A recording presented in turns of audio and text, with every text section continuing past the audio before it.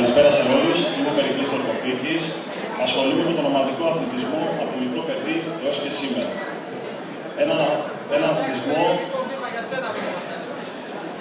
που μου έδωσε αξίες όπως είναι το ήθος, ο σεβασμός, η αγάπη και το πάθος.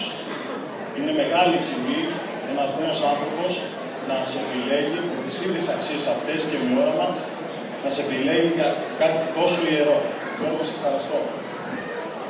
Είμαστε μια ομάδα, μια μεγάλη ομάδα ανθρώπων με τις ίδιες ανησυχίες και τις ίδιες βλέψεις.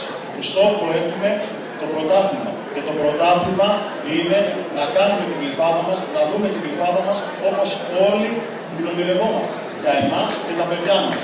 Στις 18 Μαΐου, ο μεγάλος αρχηγός με όλους εμάς, με την ομάδα, θα σηκώσει αυτό το πρωτάθλημα και θα αλλάξει σελίδα στην Γλυφάδα. Ευχαριστώ πολύ.